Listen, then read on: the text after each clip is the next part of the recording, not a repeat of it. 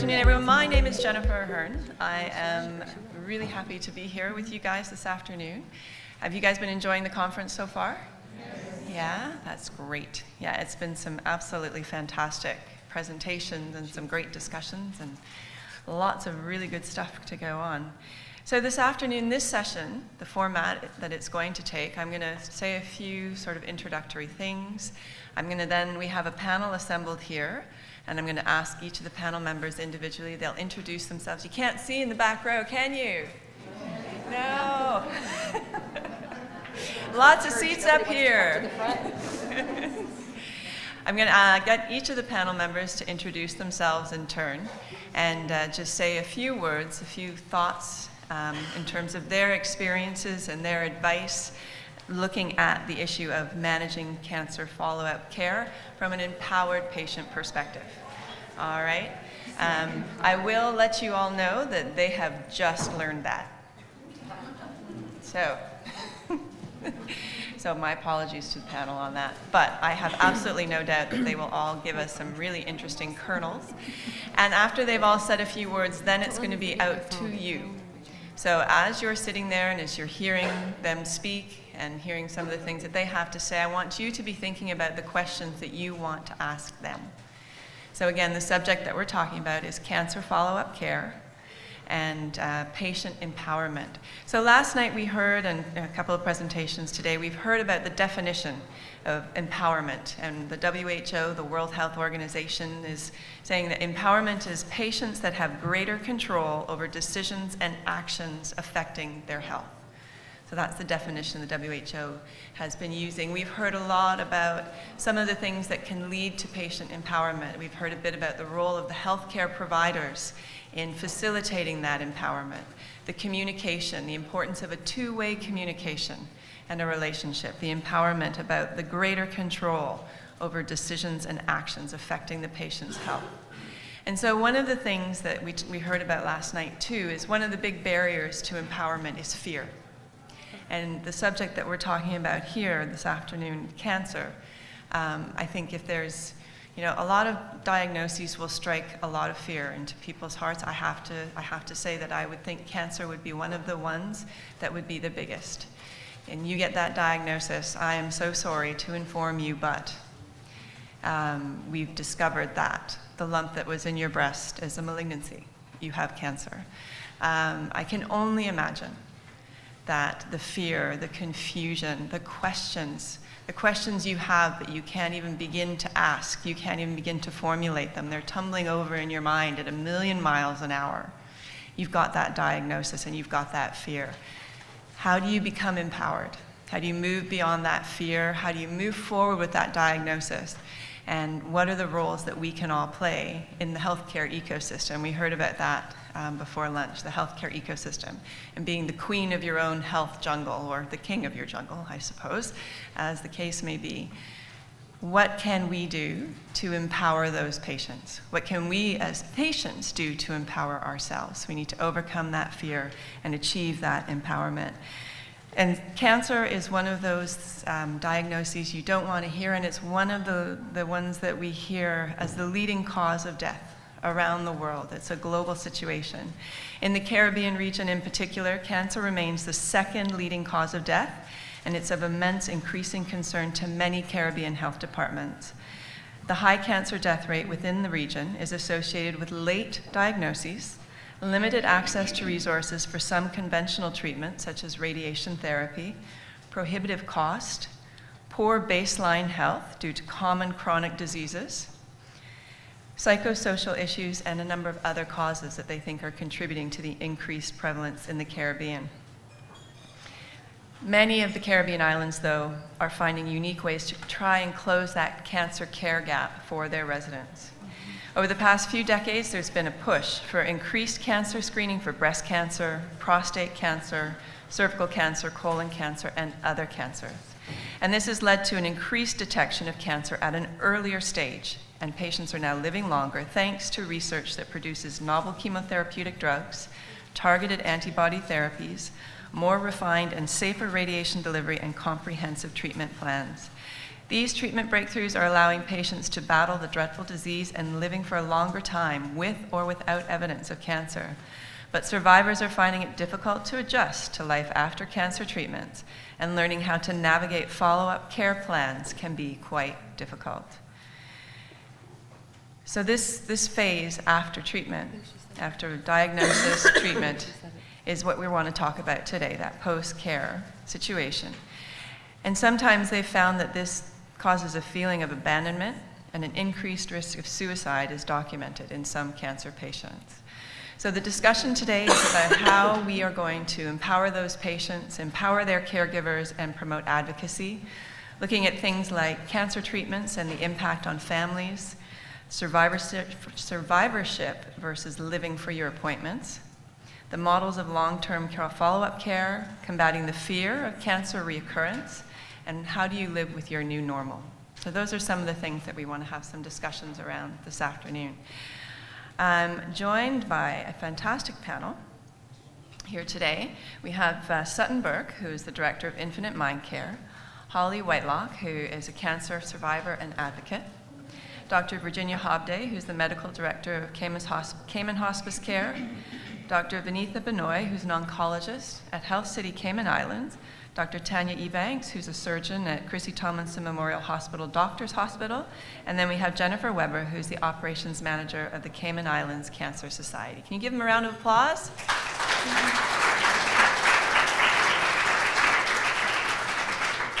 So as I mentioned earlier, I'm going to turn it over to the panelists in turn for them to give a brief introduction about themselves and then just give us sort of their 2 cents on the subject that we're talking about this afternoon. And we'll start with you, Sutton. Hi, I'm Sutton Burke. Thank you for having me. So something that I specialize in is difficult to treat anxiety disorders. I'm going to talk about this tomorrow a little bit, but you know, I always talk about anxiety as the fear of the unknown. And then if you take that a step further, it's, you know, the fear of dying. When am I going to die? And I have this conversation all the time with my clients. We typically don't know, but when you hear that cancer word, it's very confronting, and it brings you a little closer than to the average person who we really have no idea. So it makes things very real. In regards to the aftercare and the follow-up, the 2 things that I would really want to talk about is just dealing with the trauma and dealing with the grief of the loss of the old life that we thought we had, because now things are very different. Right? We look at the people who have been survivors and cancer warriors end up looking at the world a little bit differently afterwards. And how do we grieve the loss of that old life? Because that comes up over and over and over again, and it's very confronting. Thank you. Very much, Sutton. And now I'll ask Holly Whitelock to introduce herself and just give a few initial comments. Well, thank you for having me on the panel today. Although I'd probably like to be carrying a different title, it's still an honor to be able to use my pain for a purpose. And yeah, I have a lot to say on the subject, obviously, as a survivor, an overcomer. Mrs. Ahern touched on this a bit, just the key about communication. I like the word she said, ecosystem. I think something that is important to me is being your own health advocate, as well as seeking out a support system and a medical team that is proactive in your post-cancer care, because reoccurrences are common. They're not sure why. Getting a little bit too into detail, we'll get back to this. But I just feel like because reoccurrence is so high that we should really be taking a very proactive approach to preventing it, looking at how we can prevent it again. Because you go through it once and you really didn't want to go through it once, so you definitely don't want to go through it again. Great, thanks very much, Holly. And then we have Dr. Virginia Hobday. Good afternoon, everybody. It is a pleasure to be here. I feel like I'm here kind of wearing 3 hats, because the medical directorship of Cayman Hospice Care and Palliative Care is central, obviously, to my involvement with cancer patients, but also as medical director of the Breast Cancer Foundation, I'm able to work much more on the prevention side and early detection side, and that is very key, not obviously just in breast cancer, but in all cancers. And so that brings in my 3rd hat as a general practitioner, where I think you have to have, hopefully a communicative style between you, your doctor and yourself, where every opportunity to keep up to date with these preventive measures and the confidence that you have between you, that you're on top of these things the whole time, so that I'm not having the conversation of, yes, you have cancer and it's stage 3. Hopefully I'm having the conversation, there's a tiny little bit of microcalcification and you're going to be cured of this cancer. And that can happen if we are on top of our healthcare. So I think, I see it from the whole range, from detection to communication with the patient, and then obviously to looking after people whose disease has progressed to the point where they now have a disease which is no longer curable, but which we try to improve their quality of life. So it's a very complex and multifaceted area, but I think the key and the core of all those components is communication between and I don't look at it necessarily as empowerment of the patient, rather than as the patient being an active participant in their own healthcare, so that you have a partner. Because I think just to feel empowered yourself is important, but you need a partner in that empowerment, and you need to feel comfortable with the person and the other healthcare providers who are looking after you. And if you don't feel that confidence, then you're not with the right healthcare provider. Okay, thank you very much. Dr. Benoy. It's a pleasure to be here. I'm Dr. Vinita Benoy. I'm a medical oncologist at Health City, Cayman Islands. And as a medical oncologist who deal with survivors every day, that's my job. I want to emphasize on the definition of survivorship and the definition of survivor. So survivor is anybody who is living with cancer, who's ever had a diagnosis of cancer starting from the day of their diagnosis. So we don't just talk about people who have finished their treatment and then they become survivors. That's not really true. So empowerment of the patient and their family should start from the day they are diagnosed with a cancer, through the treatment, and the journey. It's a journey, it's a continuous process. So beyond treatment, during treatment, empowerment of patient and families through education, that's a very important responsibility that I have, and I have a lot of support systems. So basically, when talking about survivorship care, we should be focusing on the entire journey and not just after treatment. So we'll talk more about that a bit later, I guess. Thank you very much. Dr. Ebanks. Thank you very much for inviting me to the panel. I am mainly dealing with breast cancer patients. I'm a general surgeon who deals a lot with breast cancer and biopsies and treatment of it. So I am unfortunately one of the person who Jennifer has mentioned before, after the biopsy, taking that first discussion with the patient, having to be the carrier of bad news. And a lot of times it is important, as it was said already, bring somebody with you, have somebody there. A lot of times patients, when they hear, yes, unfortunately, it turns out to be a cancer, they are unable to hear anything you tell them for the next half hour. And I usually get them to come back, and that's what also Dr. Vinita was saying. It starts on the day, it starts on the time when you have been diagnosed. You need somebody to help you through that journey. It is so much information, it is so much and so confusing, and while we're trying to explain, patients are probably thinking of, oh my God, I have cancer, oh my God, what does that mean? And not really listening and hearing, and also hearing that, as we were saying when we do the screening, a lot of times it's not a death sentence. And that is one thing that is very, very important, that needs to be also brought across. Yes, you do have cancer, but it's at a stage where we are looking at curing, and that is important. And I see the patients who come with their families, who have a support system. They just overall, they have a much easier journey. They know what is to be expected. A lot of them, I usually say, breast cancer is so common, you may actually have somebody within 10 or 12 women who you know who has breast cancer. So go and talk with somebody. It's not like you're alone. It's not something you have to be ashamed of. It is important, and from the Cancer Society, sometimes patients are being put together that they can talk. I went through this a year ago, and it wasn't all as bad as I was thinking.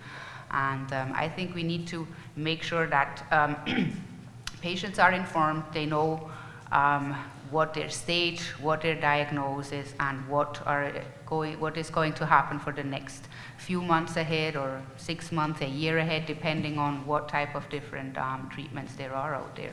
And once all of these initial treatments, usually it's maybe 6 months, a year, 2 years, as Dr. Binoy was saying, that's where it's like, where you have to go through all of it. And afterwards, it's about, all right, I went through the worst, and now it's survivorship. It's about, all right, it's behind me. For now, there is nothing else I can do. If the patient has done the treatment that is at the time suggested, and they may be on some tablets, or they may not be, or there may not be any cure, any treatment for the time being, it's important for them to try to get back into their regular life, their normal life, and hopefully be able to not have to think about it every day. It's not just that cancer is the second killer in the world, but also cardiovascular disease, something else. There is a whole lot of other things that can happen to you. And so if you are able to not having to think about all the time, and when is it that something is coming back, oh, I have a lump in my breast, and is that something new? A lot of times, yes, you do not want to ignore symptoms, but at the same time, it's hopefully you're also able to not have to really think about, oh no, do I have now another recurrence? Do I have something? Most of the time, a few months, if you do have actually metastatic disease, you will get symptoms. It's not like you really miss a whole lot. And if you are ignoring like obvious symptoms for a long period of time, yes. But it's also important not to have to go and all the time worry if there is something else that you may have to go and check out again, because there will be follow-up again for the contralateral breast, or there will be follow-up for the breast that is remaining. And so there is important that you come and do your regular screening and you're not lacking behind. So. Thank you very much. Sorry, that was a lovely ringtone, but if you can all make sure that you've put your phones on silent, please, or turn them off, that would be great, because not all ringtones are as lovely as that one. It's off. Great. Thanks very much. Jen? I was panicking, thinking, please, God, don't let that be my cell phone going off over there, sitting in my purse. It's not my ringtone. So it's not mine. So I'm Jennifer Weber. I'm the operations manager of the Cayman Islands Cancer Society. And unlike many of the people on the panel here, I'm not a doctor, I'm not a nurse, I'm a charity worker. I have the unique position of meeting with patients every day. We never know who's going to come in. It may be no patients come in during the day. It may be that we have 5 brand new patients who have been diagnosed with cancer. They come in and primarily they're stunned, kind of confused, and they come in and say, you know, my doctor said I'm supposed to come here, or my friend said I'm supposed to come here. I don't really know what I'm supposed to do. And we start by saying, you know, okay, so, you know, do you have any paperwork? And there's always paperwork that says they've just been diagnosed with cancer. So first thing we always say is we wish we had a chance to meet at a really fun party instead of at this opportunity by saying, oh, I'm sorry, you've been diagnosed with cancer, but we're here to help. So the Cancer Society has been around for 23 years and has, in essence, been offering awareness, hope, and support. My empowerment message, I guess, is that if you take those 3 words, awareness, hope, and support, they're all things that the Cancer Society, you know, endeavors to provide. They're also things that patients need, but they're also things that the caregivers, the family members, also need. So there's a give and take. Everybody needs to give that and receive that. Certainly patients have the opportunity to provide hope to their family members. To their family members who, sorry, to their family members to say, you know, I haven't lost hope, and that helps them. They also can talk about the awareness, you know, now that I've been diagnosed, gosh, I never thought this would happen in our family, so we have to make sure that we tell our, you know, if it's breast cancer, we have to make sure that we tell the girls in the family, our aunties, we have to make sure that everybody uses this information to be empowered to do better, to make sure that they're getting checked out, to get their pap test, to get their mammograms, for, you know, men to go ahead and get their PSA tests. And the one that nobody wants to get is the colonoscopy, right? We turn 50. I turned 50 this year. I've been spending lots of time telling people for years, you got to get your colonoscopy. And well, I haven't gotten mine scheduled yet either. So so I can appreciate it from both perspectives. But I think patients, once they have had their diagnosis, they can be a help to themselves and the community by being open, even if it's just open in the way that's comfortable for them with their family, with their friends, or with the community at large. So. Okay, thanks very much, Jen. Were there any burning questions in the audience, or can I ask the first question? Okay, well, I'm going to ask a question. So you talked a bit about the importance of, we've talked about communication being important and informing the patients. So for the practitioners, the question is, how do you make sure when you're, Tanya mentioned, that you're trying to explain it and you know that your patient is just sitting there and all they're thinking and all that's running through their mind is, I have cancer, I have cancer. She's just told me I have cancer. How do you think you as a provider can make sure that your patient is hearing you, is understanding you, is getting the information that you think they're going to need in order to be entering into that survivor stage? And I think that was another interesting comment, that we need to reframe it. The survivor starts with the diagnosis, because from that moment you are now a survivor and you're going to continue down that path. But how do you, what can you as a healthcare provider do to make sure that your patient is understanding and hearing what you are saying to them? So I usually, or a lot of times, also do the biopsy before that we give them the report. And so patients, some of them, they ask me, what do you think? And I would say quite a lot of times you can kind of think what it is, even though you don't want to say. But if they ask me, I tell them, yeah, I think I'm worried. And so they already kind of like in that mind frame. Others, I think, like, I wouldn't be worried, and don't until from now that you've been told by Dr. Hopday that you need to come to me for a biopsy, and it's going to take a week, and it's going to take another week until we have the results. Patients, some of them don't ask, and because I always ask them when I do the consent after the biopsy, do you have any questions? I'm not giving them my opinion unless they ask me, because I don't have it until the pathologist tells me. But if they ask me, I will tell them. And that kind of like starts for the first time already. So when they come, they may ask me afterwards, when you did the biopsy, how was it? And I'm like, I think I'm worried. And so when they actually come, they kind of like expect it already. And I would say a lot of times we can kind of tell from before. And that is the first thing. And then I usually get them to come in before we get the receptors. So I tell them I have a preliminary report.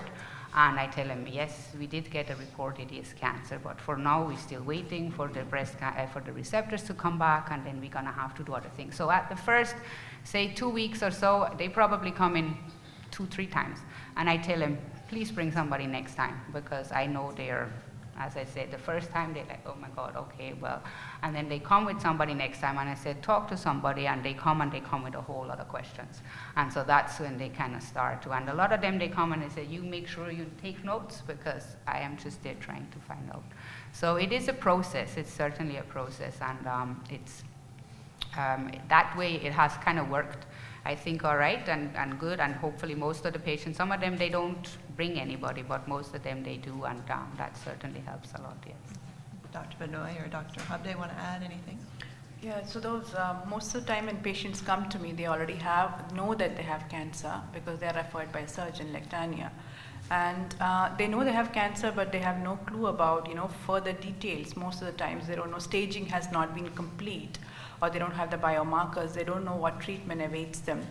So it's my job now to put together, do the staging investigation, CT scans, PET scans, whatever, and then formulate a treatment plan for them. And that's another session for me to explain to them in detail what they're going to undergo in the next few months.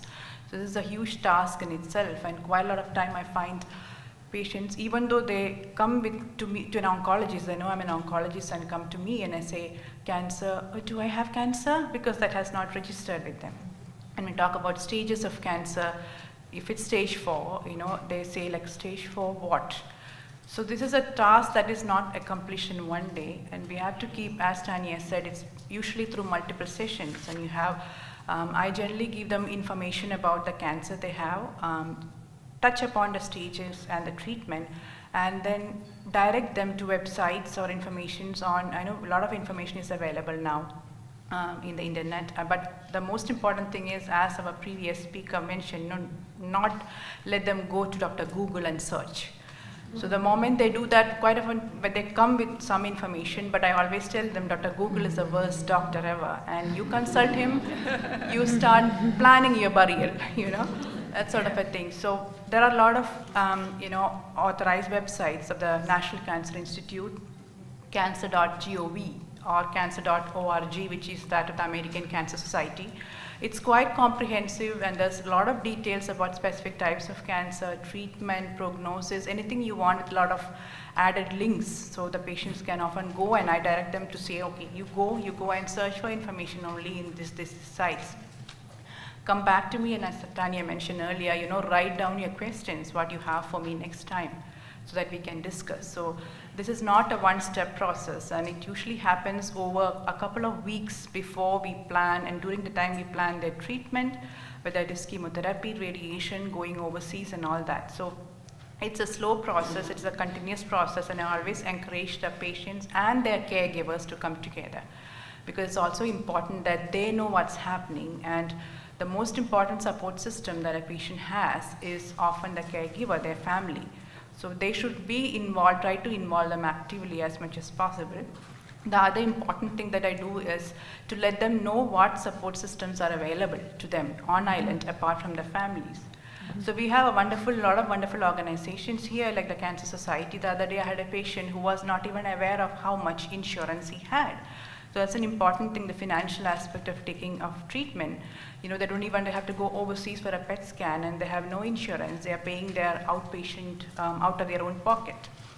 So I just call Jennifer and say, hey Jen, she is a resident insurance expert that I have. So I call her and tell her that I have this patient coming to you. Tell the patient, he goes to her, and then got everything sorted out, and he probably will have a top-up indigent Cynico coverage. So that, the various things that we do as part of the process of, patients taking charge, not fully in control at that point, but at least letting them, take partly in control, giving them the options during treatment, what they can do to enhance their well-being, like the Breast Cancer Foundation and their wellness programs, cold capping to preserve hair during chemotherapy. So it's important that you give them enough information, allow them to ask questions, and involve an open discussion with you, with the doctor. That's very important. Dr. Hovde, did you want to add to that? Well, I just really agree with what Dr. Ebanks and Dr. Benoy have said.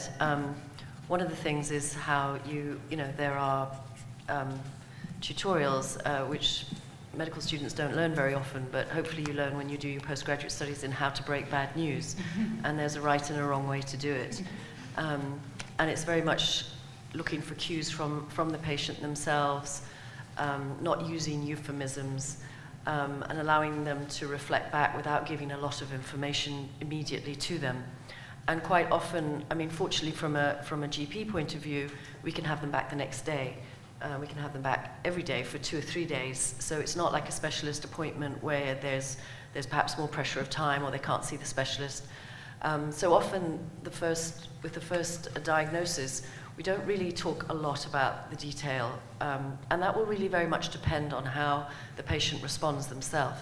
Some people are really in shock, and you can tell that they're not taking anything in. And I think just assuring them that we don't know what the stage of cancer yet is, that there are so many different aspects to cancer treatment, and that cancer can be anything from very aggressive to very mild. So trying not to paint an unrealistic picture, but equally a lot of people go into this catastrophizing straight away. So I think trying to mitigate that a little bit is very helpful, and to get them back with their family if they're on their own, or with somebody who they feel is going to help them through this process. So making it a journey, a few steps at the beginning, and then getting more information as time goes on. We are very lucky to have these Cancer Society, Breast Cancer Foundation, these different organizations which support and have people who've been through cancer themselves, because I think only the people who've been through this journey can really understand what another person is going through. And I really think any doctor who makes the diagnosis of cancer should refer their patients to these groups, because the patients often feel more comfortable there. They can ask little questions, things they might feel stupid asking a doctor or a healthcare provider. And so I think engaging them in that way is really, and gently trying to take it as a process rather than all the information is given on that first visit. Yeah, okay, thanks. We've heard about, sorry, before I ask another question, was there anybody else who wanted to ask a Or question? if I can just follow up on something. You were saying about how the patients, you don't give them a lot of information. What I sometimes do is because it's just cancer and they're like, oh my God, cancer. So if they want to know a lot of information, I give them, if we don't have like the staging yet, we don't have the hormone receptors yet, I give them the best case scenario and then I give them the worst case scenario. And if they ask me, I give me the more likely case scenario. And so they at least have a little bit of an idea, not that, if it's, I tell them, look, more than likely this is an early type of cancer. Most likely it's not in your lymph nodes. Most likely you are not going to need chemotherapy. All of these things, if you kind of like have an idea of where it may be going, then that at least gives them a little bit something already rather than just wait until all of the results are back. Okay, great. So from the support system perspective, from the patient's perspective, I think we've heard from everybody the importance of making sure that you have that support system in place, that you've got those partners that that you can reach out to who are going to help you on this journey as you become the survivor.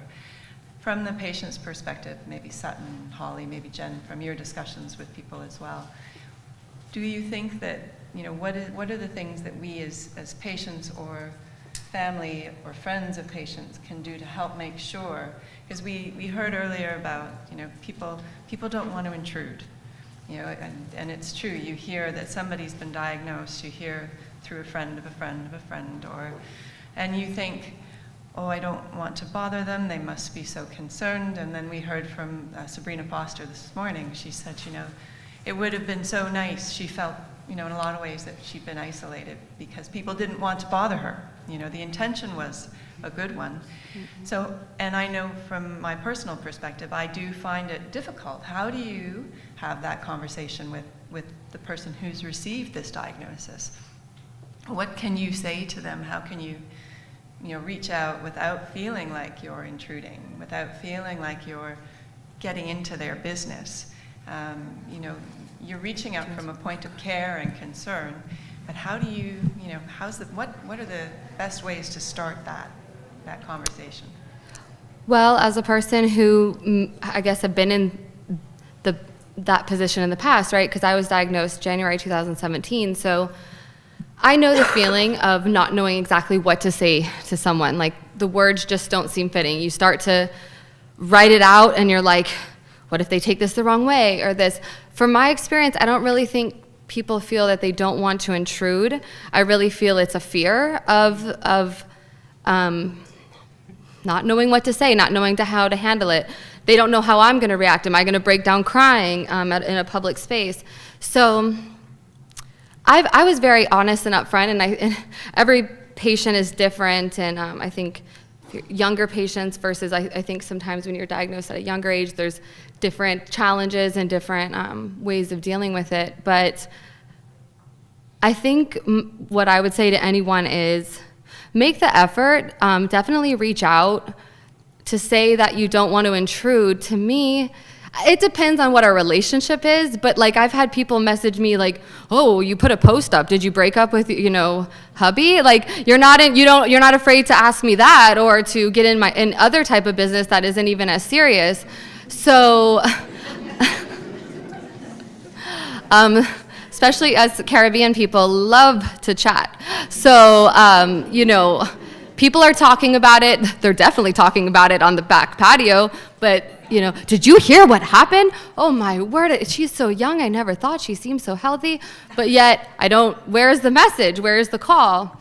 But I do give grace in that, and as in quote forgiveness, maybe even when I want to be maybe resentful about a lack of outreach from certain people.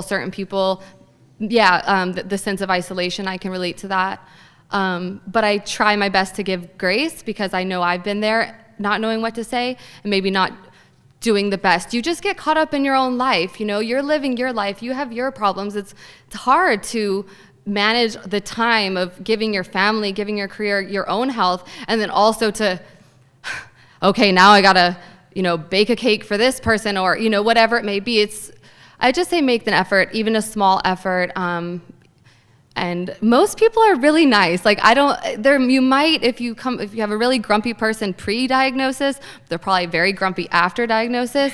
I was pretty cheery before, so anyone who might say the wrong thing I'm usually not offended, and if I am, I'll be like, yeah, that's probably not the best way to word that, and we'll laugh, and I'll just give them maybe a better option. So give people a little more credit. We're going through a lot, but we want to be intruded upon. I don't know. We want that outreach. It means a lot because one of the highest, there's been studies done, TED Talks about it, that the highest, doctors around the world had millions of patients, and they were looking at what helped people survive the most to live long lives. Basically, longevity. What was the key to longevity? And they looked at smoking or not smoking, and that wasn't the key. And they looked at drinking and drinking that, or not drinking, that wasn't the key. I think some of you in this room may know the answer to this, but the number one key to longevity in your life is having a social circle that you're supported by, or a tribe. That is fascinating. And so you could save a life. Come on, don't be selfish. I'm just kidding. No pressure. Yeah, no pressure. Okay, thanks, Holly. Something that I wanted to say is, so not only are people afraid, they don't want to intrude, but they're also fearful of saying the wrong thing and saying something hurtful. And my suggestion is, when you are reaching out to someone, is to say, I have no idea what to say to you. I don't know. It's that honesty. I don't even know what to say. I'm here for you. I'm thinking of you. Let's get let's have tea. You want to talk. But it's just, that's the way, in my mind, that is the most helpful way to give support, is to just be honest. I'm so sorry. When I heard about this, I just felt uncomfortable because I didn't know what to say to you. Or it reminded me of my own stuff, or stuff going on in my own family, because most of us all know someone in our family, or someone close to us in their family.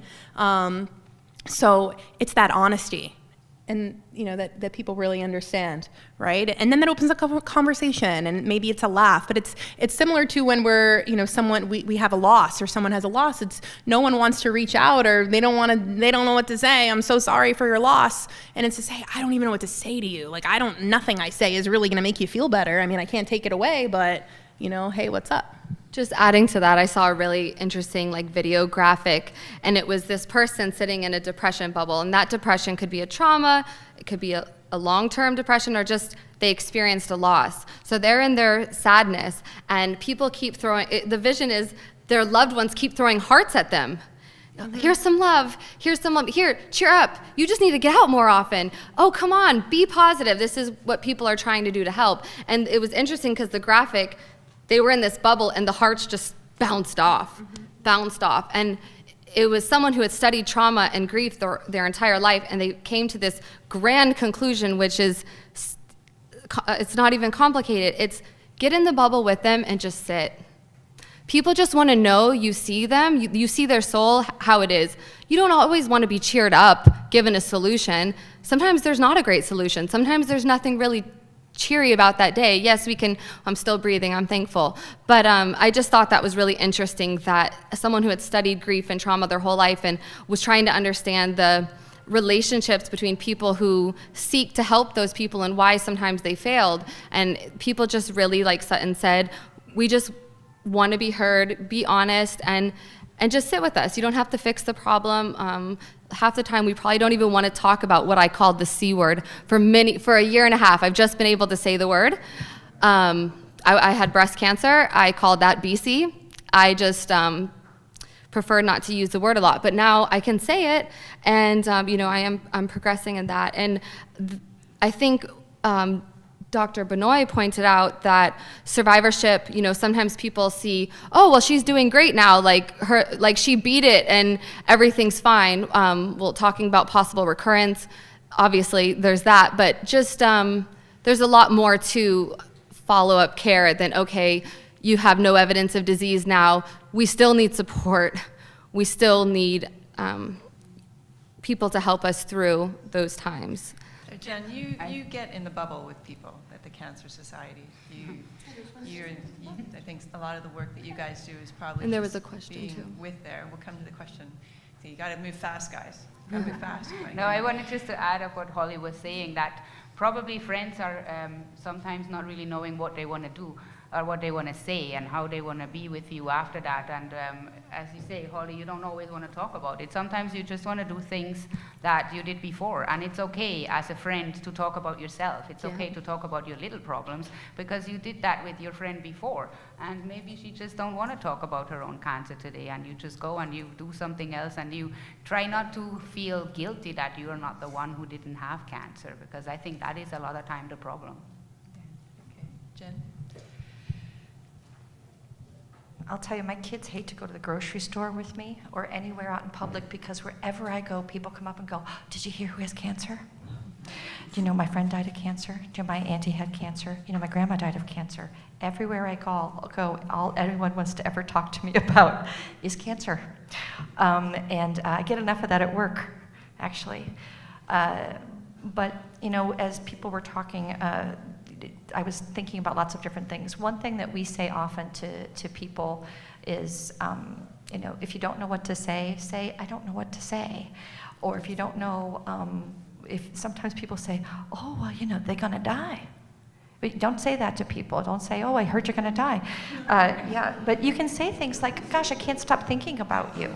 Ever since I heard this, I don't know, I'm so upset. I don't know even what to say, or I don't know what to do for you. That's okay. You can say those things because people, feel supported. They know you're thinking of them. But when we have people who come to us and they've been newly diagnosed, or maybe they haven't been newly diagnosed, but they're going through their treatment and they're having a hard time, we try to talk to them and we say, sometimes people would like to have a little direct support. Would you like to speak to somebody who has been through the same kind of cancer that you have? And sometimes they say, oh, no, I don't want that. But many times they say, yeah, I think I would like that. And then I ask them what I call the 3 differentiating questions to help figure out which person to match them up with. And these are the questions. I say, okay, well, to help me figure out who might be the best person for you, would you describe yourself as somebody who is naturally more optimistic or pessimistic? And these aren't judgments that the glass is half full or half empty. Because if you're honest with yourself, you can decide, I'm kind of a downer kind of person, or I'm kind of an upbeat person. And it's important that you get matched up with somebody who thinks in the same way. And it doesn't work well if the opposites come together. If you feel like, a person who's naturally pessimistic, we'll just match them up with an optimistic person, they can't relate to each other. The other thing is, this is important, I've learned this living here, is that I ask people, would you consider yourself a religious or spiritual person or not? And the way that I ask people to think about that question is I say, if someone says to you, oh, in the name of Jesus, do you feel encouraged or dismissed? Or if someone says to you, oh, you gotta let go and let God. Again, do you feel encouraged or dismissed? These are critically different ways of thinking between different people. And the other thing is, I'm very chatty, but not everybody's really chatty. And so, when I talk to people, I say, especially if it's men, are you somebody who naturally likes to talk about what you're thinking, what's on your mind? And I explain to them that what I'll do is I'll find somebody who's similar to them, and then it's up to them to decide how much, how often, and in what way they want to talk. Sometimes men just want to, take a telephone call. It's anonymous. They talk a little bit. Maybe they decide if they're going to meet up. Women often, some women are the same way, but women often say they want to meet up, and they do something fun. They go for tea, they go for dinner, they meet shopping or whatever, and they can start the relationship. But that's up to them. So when we match people up like that, we call that peer support. And it's up to the two of them to decide how far they want to take it. But often they become close friends, and that's very helpful for the person. Now, you don't have to be a cancer survivor in order to be supportive to somebody. You can do all those same things, but it has to be that you have to meet that person where they are. If they're not religious people and you tell them, oh, I'm going to take you to my church and we're going to pray for you, they may or may not be encouraged by that. There are lots of things that you can do. You can just keep telling them, I'm thinking of you, if there's anything that you need, and then maybe make some suggestions like, oh, can I pick your kids up from school? Why don't on Friday night, why don't I bring your kids over? We'll have a play date, or, make some suggestions to see how they respond, because a lot of times the people who are in the middle, in the thick of things, they can't think of things that you can do for them. So you have to, you can offer, make some suggestions, and then see how it goes. Okay, thanks, Jen. Sutton just wanted to jump in as well. Just, you want to take the question? Or? Okay. Just one thing. Holly had said if someone says something to her that maybe she found offensive or something, she'd be like, I wouldn't put it that way. Maybe it's good to just say what not to say, which would be like, a suggestion would be like, don't say like, I know this, think positively. Everything is going to be okay. Think positively. You want to give help them understand what is think positively. And, someone had mentioned up here, try not to think about it. It is good kind of advice, like great, like I don't want to think about it, but okay, how do I do that? And that's like my job, right? That's what I help people do, is how do we catch this, and I'll maybe talk about this later, is managing our thoughts. I talk a lot about that tomorrow. How do we manage our thought? Like think positive, great advice, thanks. Like, okay, put the positive thoughts in there. Okay, what thoughts? How am I aware of what I'm thinking? So when that's something I really is really discouraging for people and maybe frustrating, like, just think positive. It's going to be okay. Like, that's nice, but that's not technically, I don't think, what is going to help out so much. Okay, that's great. Were there any questions in the crowd? Okay, can I get a mic down here? Just while we're running the mic down, just to let everybody know, if you didn't find the coffee on the way in, it is just outside the door. We're not going to have an official coffee break. So if you are feeling the need for caffeine, you can just quietly make your way around and grab your coffee and come back in and rejoin the discussion. All right. Okay. Right. Thank you very much, ladies, for sharing, especially the personal experience. I find the presentation last night on the empowered patient was quite comprehensive and very good, especially understanding the loss of control that people experience and all of the overwhelming information of what that does to an individual.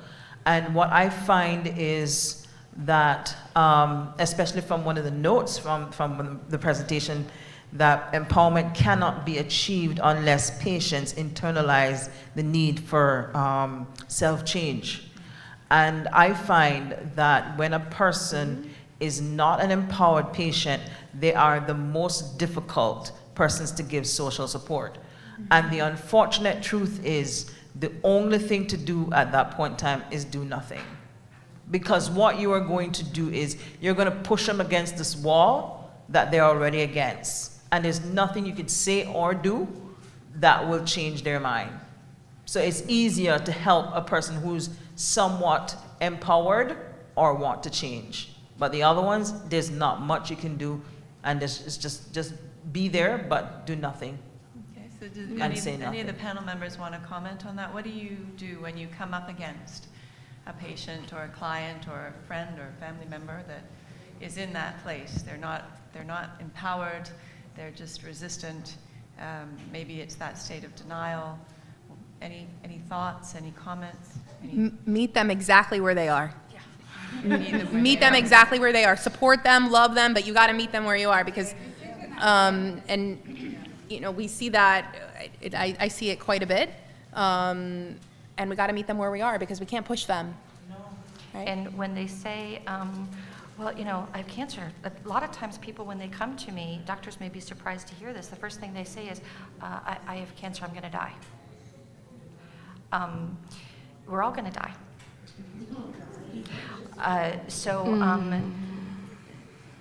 The thing that people need the encouragement, they need to understand the reality of the situation, and sometimes people feel like if they admit they have cancer, then cancer will take them over.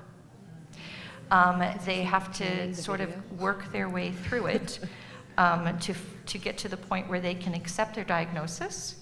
And that may happen overnight, or it may happen over time. It may happen while they're going through their treatment, or they're chatting with a friend, or they have some peer support, or, you know, in the middle of a movie they happen to be watching. But meeting people where they are and helping them understand. Sometimes people come to us, they're in the middle of, we've talked about this before, they're in the middle of so many rounds of chemo, and they still don't admit that they have cancer.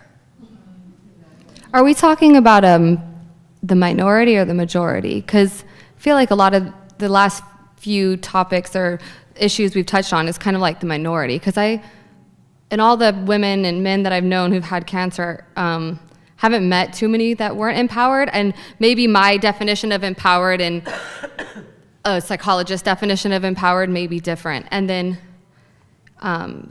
you know, saying that most people this way. So I was just, with your last comment, would you say that's the majority of patients or the minority? No, like I said, sometimes there are patients who, even though they're in the middle of treatment, they just haven't accepted the reality that they have cancer. It's scary. So it's understandable, but the other thing I think that helps empower people is when they're feeling helpless and hopeless and without, and maybe not empowered, powerless, to remind them that they do have choices.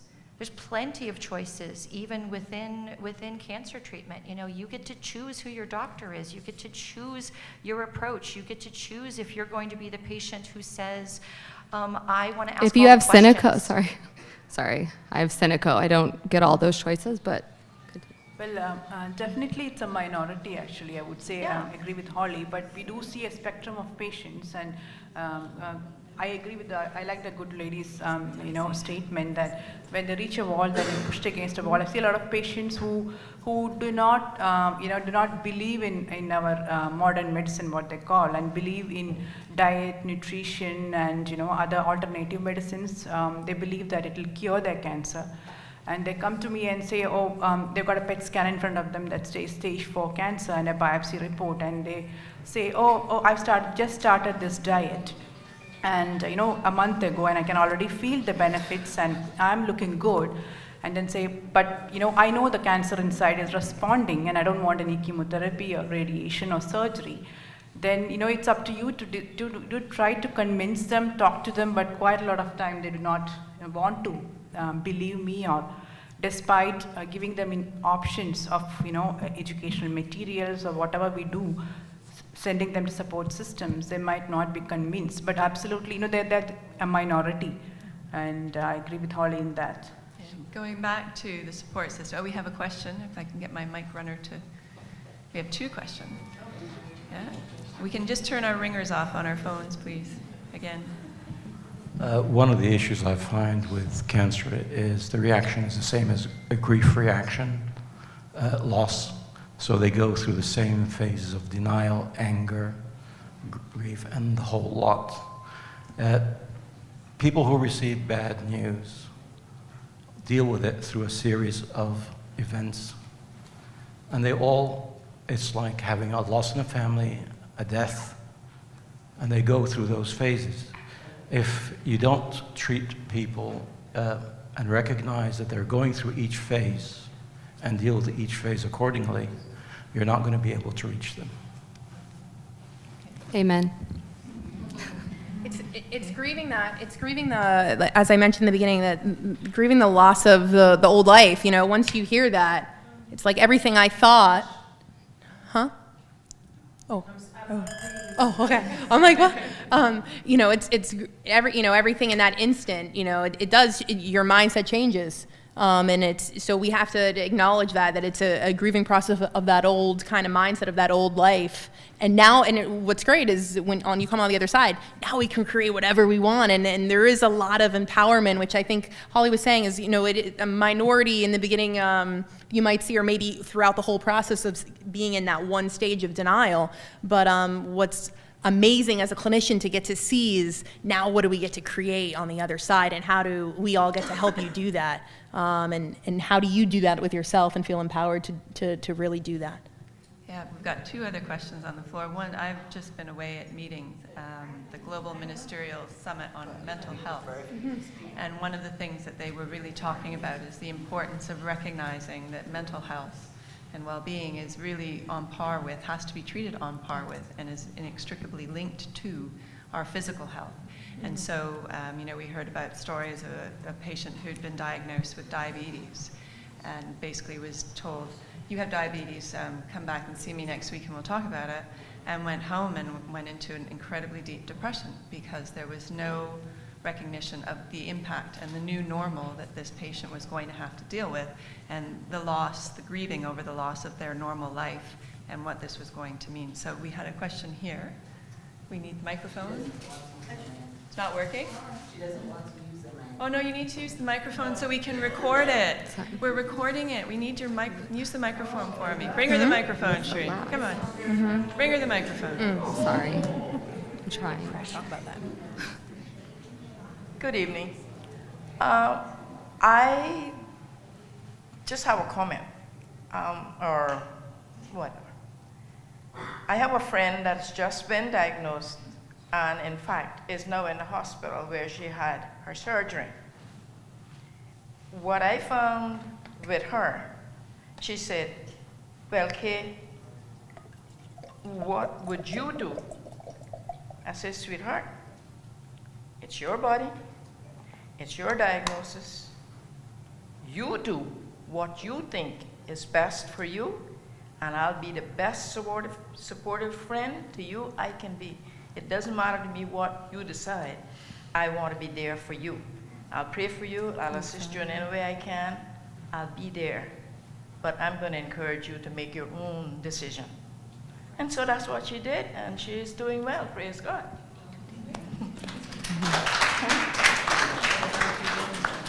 Had a question, Shereen? Dr. Yin down here in the front. Yes. Dr. Yin. Yeah, right there. Oh, is that what it is? Great panel, thank you very much. I just want to pick up from where you're coming from. It's even like during this meeting itself, we are talking about cancer and breaking bad news and all this. There's almost like a little sort of like a damper on a room like that. You see, when you actually diagnose somebody with heart disease or chronic obstructive airways disease, emphysema, it's not like that at all. When we're in a cardiovascular stroke convention, there's full, yeah, we need to eat better. There's now this sort of like, even this acceptance of this room, you're quieter because cancer actually represents death. But the leading cause of death, as we know, is cardiovascular disease, right? But yet it's a different way how we handle that. So it's something that will take time to change. I mean, like I said before, many times when I first came here, you can't even utter the word cancer anyway. The first diagnosis I made on this lady with the fungating breast, that's, it's cancer, it smells like cancer, it smells like death. I cannot even mention that word. She didn't want to know it. She didn't want me, she knew what I was thinking about, but she didn't want me to say it. So all we could do was respect her. At that time, we didn't really have chemotherapy. She was too far gone for surgery. So all we needed to do as a family, her 3 daughters knew, even before my diagnosis was made, it didn't need a pathologist. We didn't have pathology at that time. So it didn't take pathology to diagnose something. All I needed to do was to give her a big hug and say, you know what? If you think it's an infected bug bite, we will treat it as an infected bug bite. But let's try and get you out of pain. She accepted my treatment then. And then, of course, giving her just antibiotics because there was an infection there. She really felt better. Oh, you're curing this. I never said the word cure. I just say I'm supporting you, just getting you through. But please, take your pain medicine so that you can enjoy the quality of your grandchildren or your daughters. And she died very peacefully, in about a matter of months. But she knew that I knew, but at that time, we cannot force it down to people's throat. We still see people like that who just say, well, what if they got it wrong? Well, this is the pathology. I don't think it's going to be wrong, but you know what? Let's just explore. And again, it's that time, when is the patient ready to accept the diagnosis? Because you don't want to push them away, because they're scared. But they'll come back. And they do, and we covered that in a couple of those of you who were at the conference just now, talking about empowerment and Dr. Google and all the information that you get. And a lot of their friends, sometimes you tell people you've got cancer, everybody's an expert on cancer. So therefore, I always, as a GP, say, know where your sources are coming from. These are your doctors, these are the specialists, this is your pathology. So think about that, and people might tell you very many different things. But you must go to the medical experts at this particular point in time who knows more about it than anything else. And there is a myriad of things that can change the treatment or the approach to cancer. It's how healthy the person is. Can this person actually handle chemotherapy or radiotherapy? Then in that case, we're talking about palliative care, because they could be diagnosed at a very late stage. And then some of them gung-ho, I don't care what it takes. I've got 2 great grandchildren I want to see, so I want to go through everything. But yet they could have comorbid symptoms, like they could have, really hypertension. They cannot possibly, their liver is damaged, their kidneys are damaged. They couldn't possibly handle chemotherapy and radiotherapy. So then we channel them to more sort of, palliative, quality of life. Enjoy your grandchildren, enjoy every day. We'll keep you pain-free, we'll keep you symptom-free. And so there you go with it. So you need a team to really manage this. One person alone is very difficult. Benita reaches out to me, and I reach to her, and I go back to Jennifer, and I'll go back to cancer survivors who, are similar to match them, peer match them, and then they will be able to talk. So that's my few, observations. I'm sure there are many more people who want to ask some questions. Yeah, we've got Larice has a question down there, and then I'll come to you second. Larice? To the panel, my question is twofold. Other than the massive profits enjoyed by the drug companies, why do you feel that after billions of dollars thrown through the decades at research for a cure for cancer, that we're still faced with the invasive treatments by radiotherapy and chemotherapy? That's my first question. And then the second question, do you think there's a genuine fear by those who are diagnosed that they are afraid of those 2 therapies, radiation and chemotherapy? Okay, so you want to know the panel's views about chemo and radiation, and... I was super excited about having it. Sorry, that was a horrible joke. It is very scary as a patient, but I'll let the doctor speak to how they might address that. Well, I agree. I think cancer treatments in general do not have, they're not easy treatments. Most people have an idea that chemotherapy will make them sick, will make them vomit, will lose their hair, that they will be susceptible to infection, and all those things are true. I mean, there are very many different types of chemotherapy now, so it's talking about cancer is talking about many different diseases, and talking about chemotherapy is talking about very many different treatments. It's like talking about America is talking about a lot of different kinds of people who live there. So it's hard to generalize, but that is the perception that's there. And sometimes you can reassure people that the type of chemotherapy they are going to have, may not have those effects. Certainly the treatments of nausea and vomiting are much improved over the years gone by. And there are ways to try and mitigate the effects of chemotherapy. But it is a blunt tool in the sense that you are killing good cells as well as bad cells. The same is true for radiotherapy. I mean, some people get on much better with chemotherapy than they think they're going to. They go in fearing the worst and come out thinking it wasn't that bad. And some people go into radiotherapy thinking it's going to be a breeze, and they come out saying it was far worse than chemotherapy. So there's a lot of individual variation. There's a lot of variation depending on the type of cancer, how long their treatment is going to take. But I mean, it is true that these are scary treatments, but they are the only treatments we have at the moment. I mean, obviously immunotherapy is a huge field and a very exciting field coming forward. I think having people in their best possible condition through diet and alternative complementary therapies, we should be paying more attention to that so that people are stronger, that they're supported emotionally better. But I find it very sad, particularly Dr. Vinitha mentioned some people who will say they're going to go and do a herbal treatment. I mean, we've both seen those patients, and they're not necessarily stage 4 patients when they're diagnosed, they're stage 1 patients, and they're young, and they have children, and then they come back 3 years later and they're stage 4. And it's very sad to see that I think, that some of those people could actually have been cured, but they have chosen not to go through the route of chemotherapy and radiotherapy out of fear of the treatment. So, it's educating, listening to what their fears are, and hopefully you can try and, show them the evidence that this is, because now a lot of medicine is very evidence-based. So it's not just what one oncologist thinks. I mean, these things are not just taken out of personal experience anymore as they were in the past. People are pooling their resources together, and they'll say, well, for this type of cancer, this type of chemotherapy is going to be the most beneficial. And then there are various options that can go through or second choices depending on that particular individual.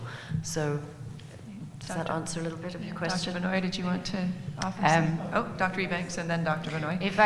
Maybe to your first question where you're saying, how come we're spending so much money and we cannot cure cancer? I think, as Dr. Yin was saying, you are, and Jennifer before, one thing is certain, you are going to die, and it's 50-50, rather pretty much cardiovascular cancer, that's just the fact. If you're looking at the 5-year survival rate of breast cancer, for instance, it is very high, it's 90%. So we do cure a lot of cancer, but not all of them. And if you look, when you were diagnosed before all of these screenings and we caught the early types of cancer, the survival rate in the late 80s was, the death rate in the late 80s when you were diagnosed was almost 40%. If you are diagnosed nowadays with a breast cancer, it's only 3%. And that's where the difference is. But I don't think a lot of times the patient come and they ask, when is it possible to cure cancer? I don't think we will never be able to cure cancer, because cancer is not like a virus and you finally find it and that's it. There are so many different types. And I think that is always coming across a little bit wrong in the lay persons. Dr. Benoit, did you? Yeah, so I agree with, Tanya said, cancer is a formidable enemy. It's not just a virus, a single type of cell. A tumor mass has millions of cells, each with different kinds of mutations and all that.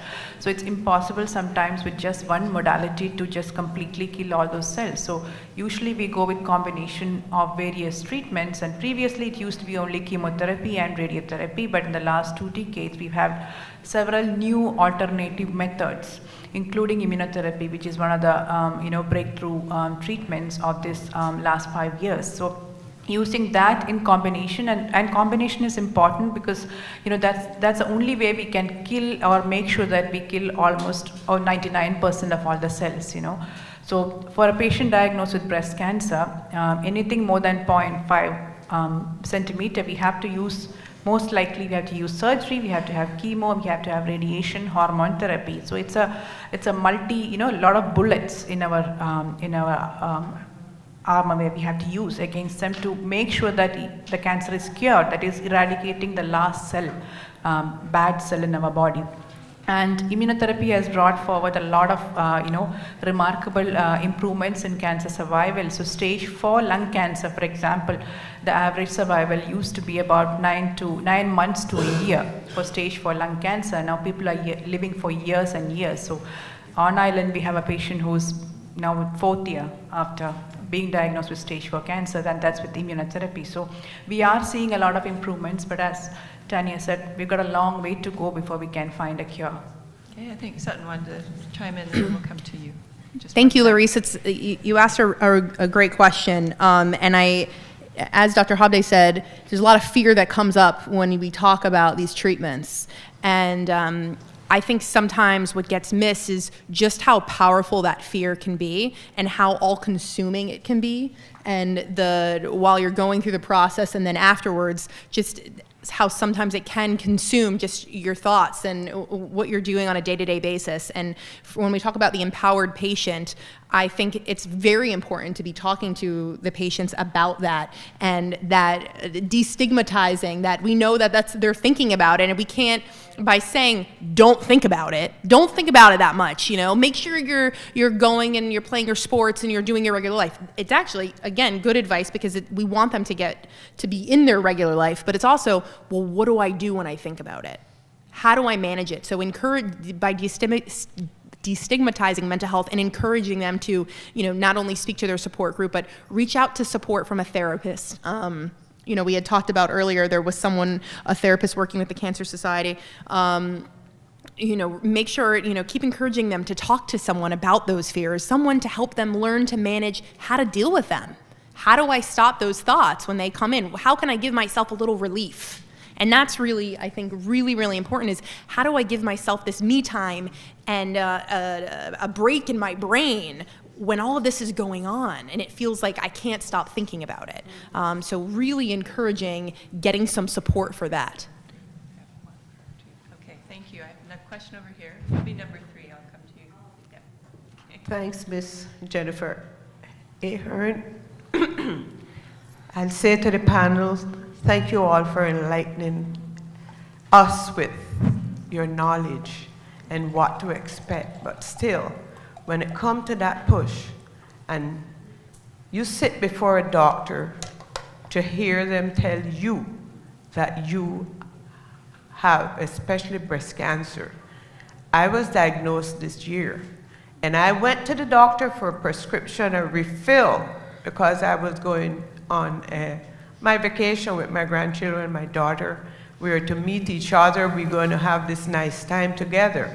So I said to my doctor, who is to give me the prescription, Doc, by the way, when I return from my vacation, I'd like for you to check this breast. I found this year, like in April, doing the regular check with the fingertips and going around.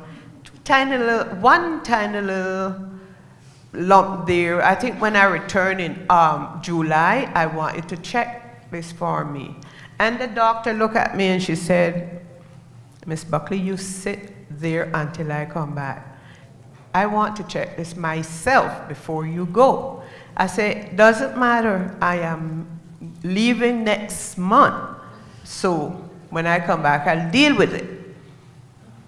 That was a Thursday. She made all arrangements for me to have a mammogram on Friday because she didn't like what she saw. In my opinion, I felt for lumps all over. Didn't feel any carnal, nothing, no pain. I'm okay. And let me shorten this. In 2 weeks, after I was told to sit there, I'm going to tell you, they had done the biopsy, made arrangement for surgery. Thanks to good medical attention, I am here, could give the story. And when the doctor sat me before him and said that, I was going to have a surgery, I said to him, Doc, you do what you have to do, because that big C could be big as Goliath, but I will be David for him. And I'm telling you that whatever it takes, you do for me.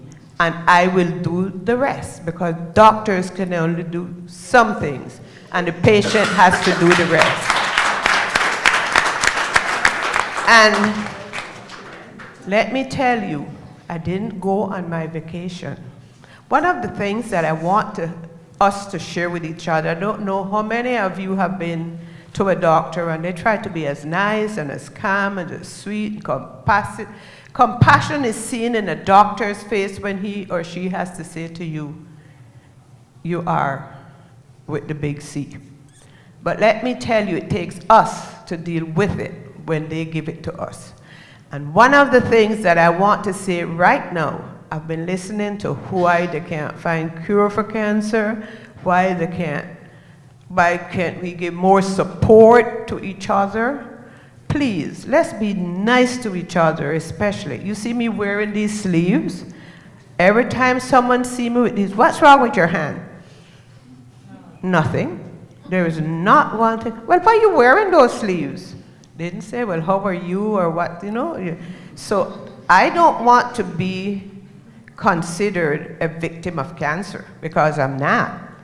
And let me tell you, when you say to people that you have been diagnosed, sometimes they just use you to stereotype you.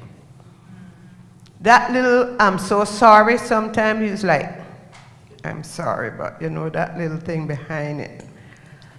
I have been having people to be very nice to me, especially my immediate family and friends. They've been very nice. And being very nice to me, just leave me. Culture has a lot to do, you know, with the way you approach people. Don't dig into people's life, the pride and where what happened and how you got paid and how this. And my concern was that I did not hurt my children. When I went home and found out I couldn't wear a bra how I wanted it, I was told to go to Cancer Society. I think that lady's face was the first I saw. And I don't want anybody to know what I came here for. I went in there so fast and I tried to find out someone. I was addressed to some specific person and I can't ask. And I wasn't rude, but I just said, please take care of me. Let me get out of here. Because I want to keep this at a minimal level. Yes, I had mastectomy. I don't even want anyone to notice me because the first they look, which breast is it? The right or the left? Yet they're sympathetic. But at the end of the day, what I'm saying here is culture means a lot when you're sympathizing with people. What would make you feel very nice if people just leave you and just, hi, speak to me about the birds, the temperature, the climate, the trips, whatever. My work, because let me tell you all, I stayed off for 6 weeks. And the 7th week, I was back to work. I just kept asking my doctor, you think I could go this week? Do you think I can travel? And what I'm saying, I don't see many people wearing sleeves. And I've seen many people during the time that I was at the hospital, there was probably 3 or 4. So I just left this in the doctor's hand. Let them give chemo to who they need to give chemo. I requested, please don't give me chemo. And the doctor said, we'll see.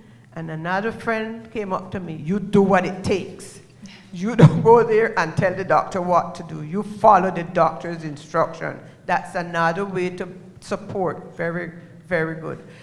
Now, stop eating meat, stop doing this, stop doing that, doesn't help.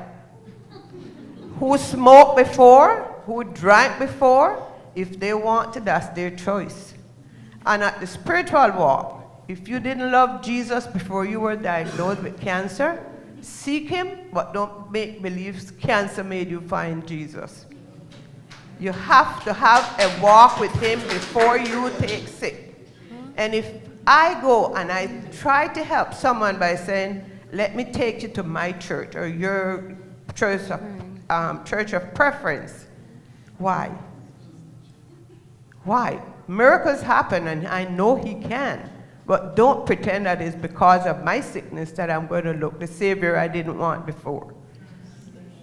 So it's about meeting people where they are. I think that's what we were talking about. And what I'm saying, thank you all for, encouraging those words up there from every doctor, even the lady who says she's not in the medical field, she's in the supportive field. I felt so bad when I went in there and saw these people. I didn't know anyone. And I took my bra, the measurement for my bra, and thought I was going to get it right there and then. And had to go home and suffer until they came from overseas. They didn't have my size at that place. What I'm saying, we are happy people. Don't let one day of diagnosis tear us apart. I don't want to be stigmatized. I noticed the wall at the hospital, and I'm saying, my God, do I have to go up there too? I don't have any idea how the Cancer Society works. All I know, I'm getting my support. Doctors are giving as much as they can in educating us of how to cope with it. And I thank you all and pray that you continue to keep us strong and going forward. But please, when you ask a person, how do you feel? And the person said to you, I'm okay, I think I'm fine. Are you sure? What do you expect? Because you have cancer, you have to be sicker. To me, this was my slogan, cancer don't spell D-E-A-T-H. That's true. That's true. It Thank is you. just another disease, and we will fight for it. Fight it until the Lord calls us home. All right. Thank you very much. I'd love to know what hospital she went through that. No? No? Okay, so number 3, you just became number 2. You wanna Can I take just that? give a quick comment to a few of those things? We're proud to be making the Cayman Islands more three-dimensional, one breast at a time. We're glad you got what you needed.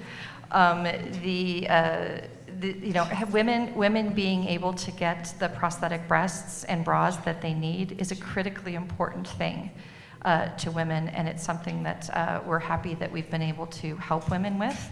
And I'm also happy to say that the Cancer Society is soon going to be turning over that work to the Breast Cancer Foundation. And one of the wonderful things that the Breast Cancer Foundation is going to be able to do is keep stock of all of the various sizes. So the next patients will have a better time. Thank you. Anybody? Okay. Hi, I know our topic is the empowered patient, and I feel knowledge is power. I think what we all hear is the cancer is so prevalent, it's happening all the time, and you hear these stories of a death sentence right away. Like patients go in and they give a diagnosis, or you're gonna die in like 3 months. So I think that's where it's fear-based now. So my question would be is what are the symptoms? What are we looking for to say when is the right time to go to the doctor? Because sometimes people just don't go to the doctor. They think, oh, I'm tired. I don't feel like going. This is a waste of time. They're gonna say the same thing to me. So when is the best time, or what are some major symptoms we're looking for now as patients? Okay, so I guess I would like to speak to that if possible. I'm sorry, go ahead, Polly.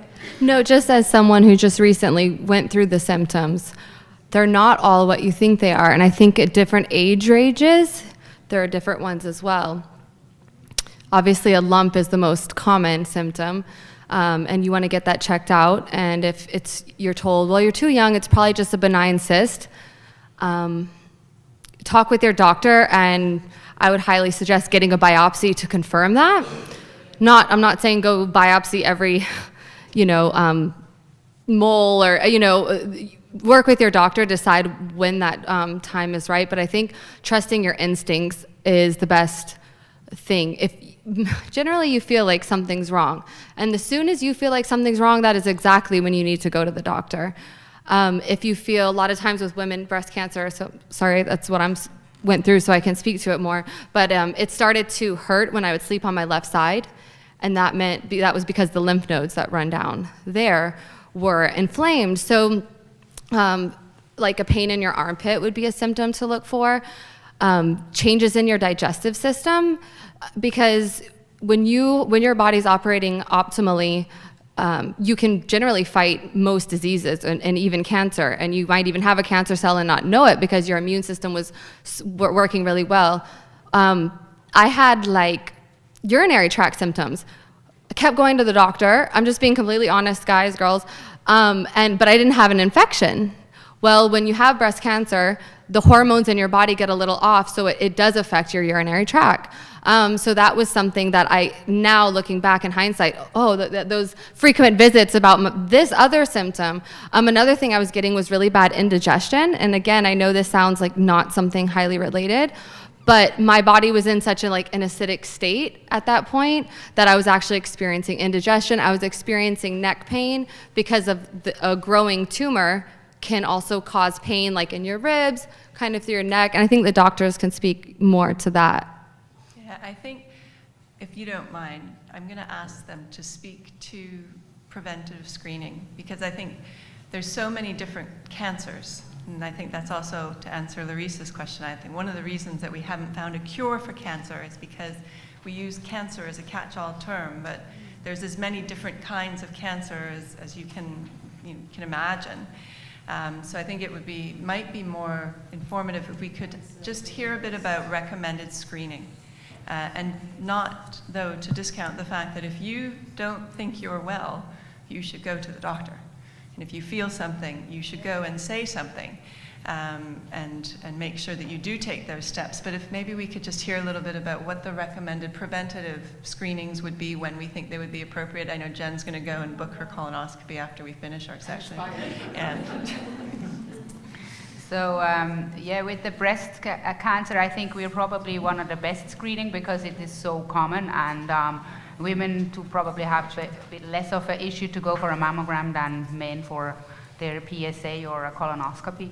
So, but because of the screening, it has really become a very early detection, and we can cure a lot of the cancers.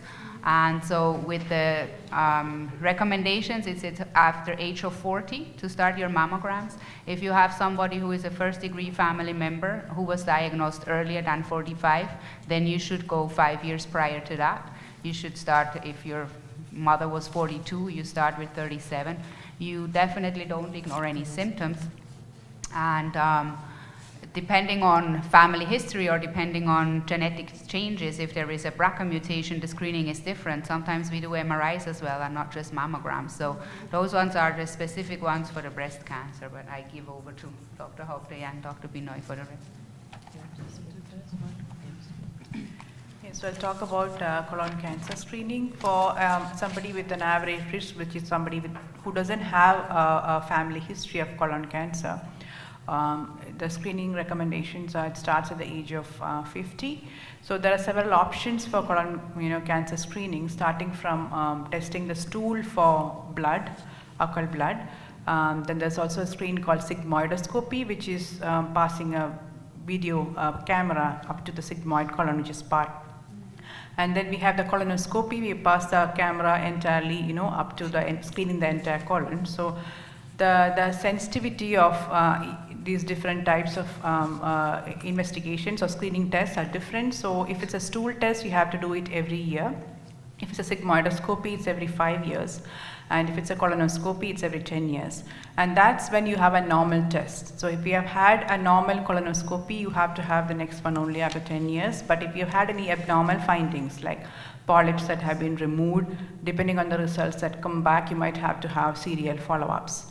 So a combination of these tests can also reduce the screening intervals to maybe longer, or sometimes if you find abnormalities, your doctor might say have the next one in 3 years or so. So these are the recommendations which are like sort of broad based, but as in the case of breast cancer, it's an individualized thing. So you cannot, each patient, you have to look at the family history. You have to look at the patient's personal history of any other cancer, and then make the decision to, the guidelines for screening. I think. I'm sorry. Yeah, there are, as we said, a lot of different kinds of cancers. So we've spoken about breast, we've spoken about colon. I could talk about cervical cancer, prostate cancer, melanomas, lung cancer screening, depending on your risk. But we would be here all day. So I think, the important thing is to be aware of your body, be aware of symptoms that are different, be aware of, cough, bowel changes, lumps, moles that change. Have an annual checkup, and then your doctor will be able to say, well, look, at this age, this is what we would recommend. And so once you get into that screening way of thinking of screening annually, I think most people, often people who present with late cancers haven't been to the doctor for a very long period of time. Or if you look back at the history, they've ignored symptoms for a very long time. So I think if we get ourselves in the mindset of thinking of having annual checkups and not ignoring symptoms, not feeling afraid to go and get something checked out, then you don't have to know every single symptom. Your doctor's going to go through that with you and go through the screening procedure that you need. So I think I would look at it that way. You wanted to jump in, Holly? Yeah, gosh, so many great doctors in the room, and like even hearing your story, it sounds like you had a team that really cared and was proactive. There are symptoms. There are like a list of 5-10 symptoms. I mean, you can Google them. Dr. Hobday, well, Google saved my life, okay? So I was told I had fibrocystic breast, and that the lump I had was benign. I went back a second time and was told not to worry, I didn't have family history. Well, after my diagnosis, I come to learn that 80% of women who get breast cancer don't have family history. 8 out of 10. So why would that even be something told to a woman? You don't have breast cancer because you don't have family history, when 80% of women who do have breast cancer don't have family history. Now, of course, if you do have family history, then you're going to be more vigilant in checking that person. Totally understandable. But I think these are just some myths that I've been debunked from about 2000, maybe even before. You know, oh, if it hurts, it's not cancer. If you're too young, it's not this. You don't have family history. So in my case, on my third trip back, I was actually referred to mental health for paranoia. But luckily, I didn't give up, and when I say Google saved my life, that's not to discredit the medical teams that also helped me once properly diagnosed. But something told me, was in the BRAC with my husband and children, young children, and we went to Miss Maudie's funeral. She was about 102, and Mr. Matthew Tibbetts gave a poem about the dash, and it's about not the years on your tombstone, it's about that dash, how you lived in between. I started thinking to myself, well, I mean, it is important about that dash, but geez, I want to live longer. You know, I want to live just like this woman who I saw, laid to rest at 100. So I got online, and most millennials, or I'm not to generalize, but we're very good at finding the right resources. We're not just like WebMD everything, or just finding we pretty much are good at weeding out the information. But I came across an article that said the reason why younger women have a higher death rate when it comes to breast cancer diagnosis is not just because it may be a more aggressive cancer, but because they're very often misdiagnosed with fibrocystic breasts. And I said, oh my goodness, I hope this isn't what's happening to me, but something's wrong. We are in the BRAC. I showed my husband the article, Kaymanian, very laid back, loving guy. Finally, he said, oh my God, I hope that's not what's happening to you. And we had told the doctors, please be vigilant. I've heard of other women who came here with, young women were told this, but please, I'm very concerned. Let's get to the bottom of this. And when we got back from that flight, immediately we went straight to the healthcare facility, and I saw a doctor. I was finally pushed again for a biopsy. They said, well, we'll do one to show you that nothing's wrong. Obviously, it was very hard for them to then tell me that I had breast cancer and that I had it for a year, and being told it was benign, it had spread. All that to say that I really think people should trust their instincts. I wouldn't say don't Google. Really, to be honest, back when I was about 28, I started having some discharge of the breast, and I went straight to the doctor, and they told me that was normal, that women would get that, and it happens, and they actually ran a scan of my brain, and they said, well, your pituitary gland is acting normally, because sometimes your hormones can create this. So long story short, I went home and Googled that night, and it said, well, this nipple discharge is a precursor, and this fibrocystic disease is a precursor for cancer. That's why they want you to stay on top of it. And I went back to the doctor with that information and was told, Google will tell you everything is gonna cause you to die. So actually, I feel like preventative care, that's one of the things that I'm talking about. So we can all talk about what to do when you get cancer and early detection, because it is saving lives. And the new treatments, the type of cancer I had, probably 20 years ago, I wouldn't have made it, but thanks to the medical advancements for HER2-positive breast cancer and the drug called Herceptin, I'm very thankful for that, and I'm gonna get distracted because there's so much going on in my mind, but I basically am saying that do your research and don't ever feel offended, and obviously don't go to your doctor, oh, well, I read this and you this. Just, they're people too, that they'll listen to you, you know. They will say, well, maybe that's not the best article, and direct you to a better one. So yeah, don't Google every symptom and, you know, go to the doctor and follow up, but I wouldn't say, we're in a day and age that so much information is at our fingertips, and it makes us so that we can be an advocate for our own health. Yeah, I think it's a fantastic example of the importance of being that empowered patient, and in some ways standing up for your rights, and as you said, trusting your instinct. You felt something was amiss and you persisted, and thankfully you're here today to tell us about it. So thank you for sharing. Were there any other questions? Yes, let's give a round of applause. Are there any other questions in the audience? Any other burning questions in the audience? One at the back, Shireen, and you're right close by. How handy is that? Hi, I just want to check about the opinions regarding the vitamin B17 relating to cancer. Regarding, sorry. A lot of, nutritional and otherwise supplements which have been advised of as complementary or supplementary. The only advice I can give you is for most of them, we do not have a lot of research or scientific evidence supporting the use or not, but this is a case-to-case basis. So we can always use them as, discuss with your doctor. That's the most important thing I would say, because quite a lot of time these vitamins, if you take in high doses, might interact with your recommended treatment, like chemotherapy or hormone therapy.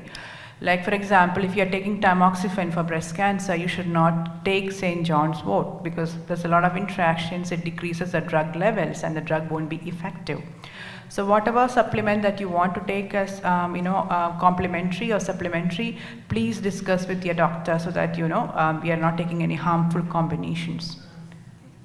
And please do not use them as an alternative, medicine treatment for cancer. That's my other, because it's been happening a lot. I see that in the community. So, always make sure that your research option, you research them carefully and make sure there is scientific evidence to support the efficacy of that. Anybody else on the panel want to comment?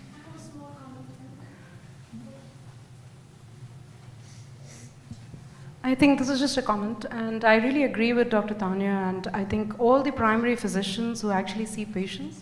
So we do screenings, we do annual checks, and then you pick up, say, a lung nodule. I'm a pulmonologist by basic training. So we see a lung nodule, and the first thought that the patient has when you tell them, well, you have a lung nodule, is like, do I have cancer? Am I going to die?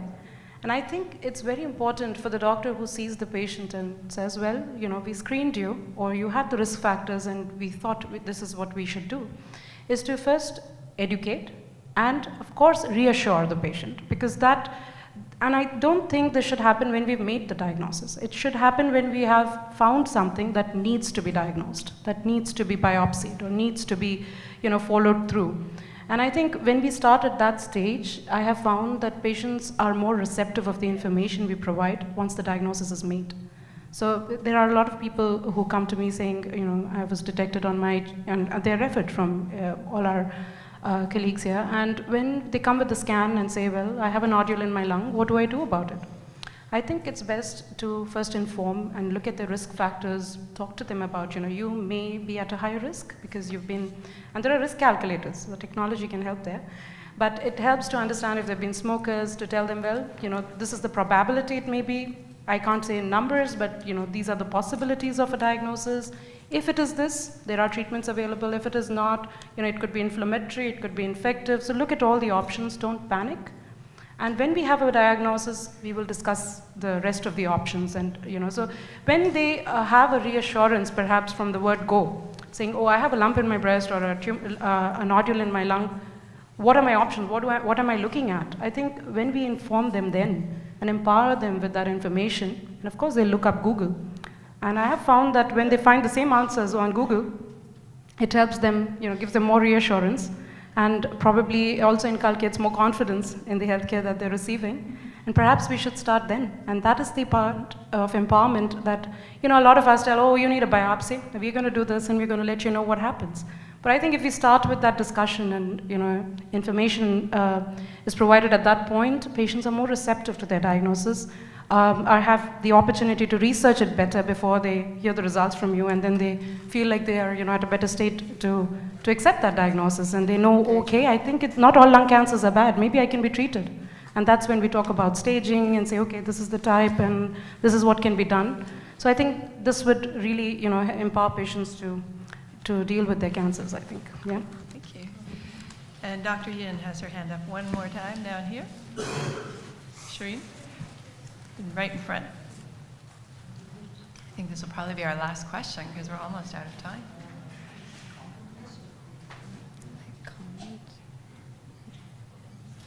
She's coming, Doc. Here she comes. Okay, just following up the tree of what Dr. Achita was saying, just on the cervical cancer, since we haven't really mentioned too much about that.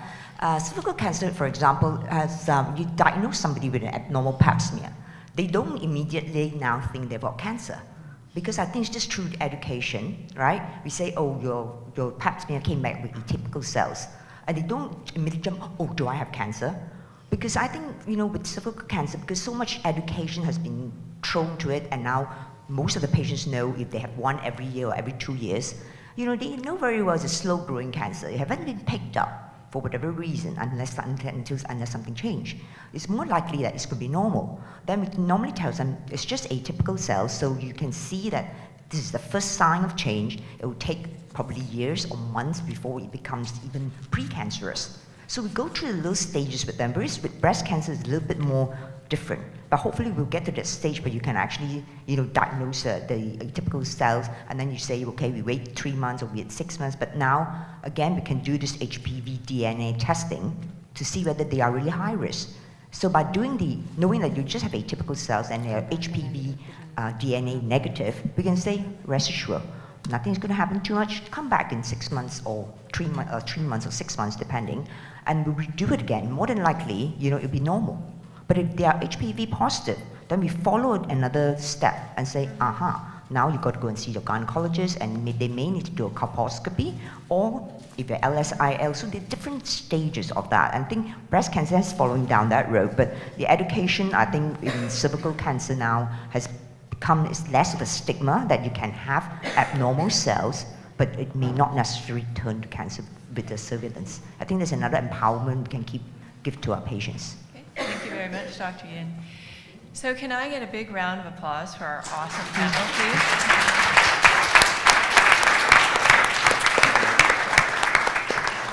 So I do want to thank you all. You guys have really done a fantastic job, I think, sharing some of your experiences, and I hope that you guys all found it to be beneficial and informative, useful, excellent.